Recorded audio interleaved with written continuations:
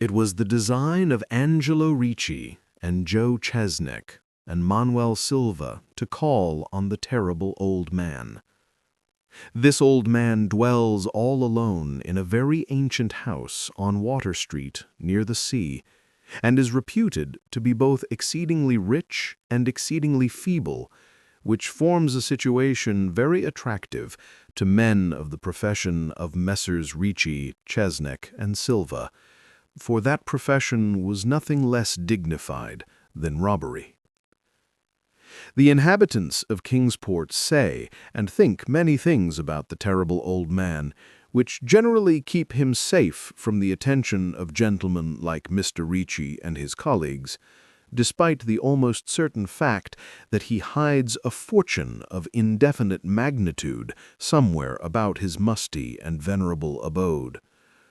He is, in truth, a very strange person, believed to have been a captain of East India clipper ships in his day, so old that no one can remember when he was young, and so taciturn that few know his real name. Among the gnarled trees in the front yard of his aged and neglected place, he maintains a strange collection of large stones, oddly grouped and painted so that they resemble the idols in some obscure Eastern temple. This collection frightens away most of the small boys, who love to taunt the terrible old man about his long white hair and beard, or to break the small-paned windows of his dwelling with wicked missiles. But there are other things which frighten the older and more curious folk, who sometimes steal up to the house to peer in through the dusty panes. These folks say that on a table, in a bare room on the ground floor, are many peculiar bottles, in each a small piece of lead suspended pendulum-wise from a string. And they say that the terrible old man talks to these bottles, addressing them by such names as Jack, Scarface, Long Tom, Spanish Joe, Peters, and Mate Ellis, and that whenever he speaks to a bottle, the little lead pendulum within makes certain definite vibrations as if in answer. Those who have watched the tall, lean, terrible old man in these peculiar conversations do not watch him again. But Angelo Ricci and Joe Chesnick and Manuel Silva were not of Kingsport blood. They were of that new and heterogeneous alien stock which lies outside the charmed circle of New England life and traditions. And they saw in the terrible old man merely a tottering, almost helpless graybeard, who could not walk without the aid of his knotted cane, and whose thin, weak hands shook pitifully. They were really quite sorry, in their way, for the lonely, unpopular old fellow, whom everybody shunned, and at whom all the dogs barked singularly. But business is business, and to a robber whose soul is in his profession, there is a lure and a challenge about a very old and very feeble man who has no account at the bank, and who pays for his few necessities at the village store with Spanish gold and silver minted 2 centuries ago.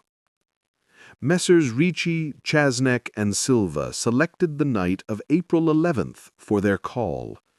Mr. Ricci and Mr. Silva were to interview the poor old gentleman, whilst Mr. Chesnick waited for them and their presumable metallic burden with a covered motor car in Ship Street, by the gate in the tall rear wall of their host's grounds. Desire to avoid needless explanations in case of unexpected police intrusions prompted these plans for a quiet and unostentatious departure. As prearranged, the 3 adventurers started out separately to avoid any evil-minded suspicions afterward.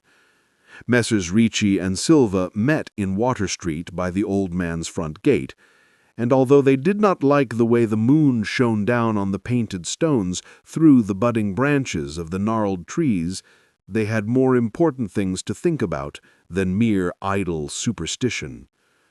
They feared it might be unpleasant work making the terrible old man loquacious concerning his hoarded gold and silver, for aged sea captains are notably stubborn and perverse.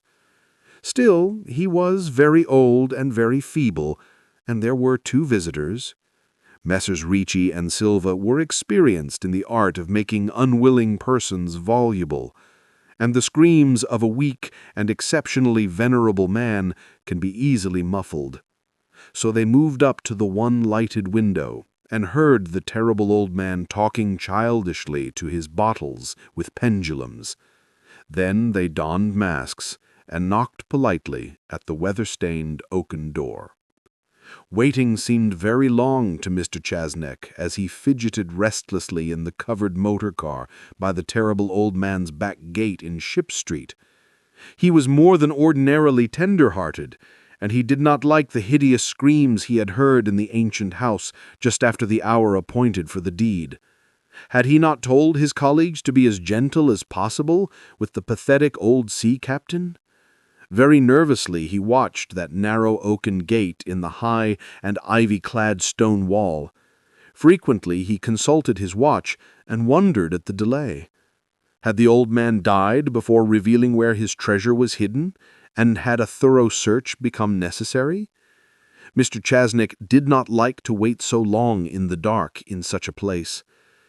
Then he sensed a soft tread or tapping on the walk inside the gate, heard a gentle fumbling at the rusty latch, and saw the narrow, heavy door swing inward.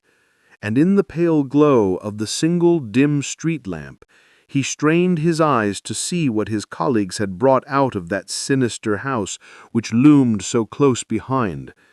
But when he looked, he did not see what he had expected, for his colleagues were not there at all, but only the terrible old man leaning quietly on his knotted cane and smiling hideously. He had never noticed the color of that man's eyes before. Now he saw that they were yellow. Little things make considerable excitement in little towns, which is the reason that Kingsport people talked all that spring and summer about the 3 unidentifiable bodies, horribly slashed as with many cutlasses, and horribly mangled as by the tread of many cruel boot heels which the tide washed in. And some people even spoke of things as trivial as the deserted motor car found in Ship Street, or certain especially inhumane cries, probably of a stray animal or migratory bird, heard in the night by wakeful citizens. But in this idle village gossip, the terrible old man took no interest at all. He was by nature reserved, and when one is aged and feeble, one's reserve is doubly strong. Besides, so ancient a sea captain must have witnessed scores of things much more stirring in the far-off days of his unremembered youth.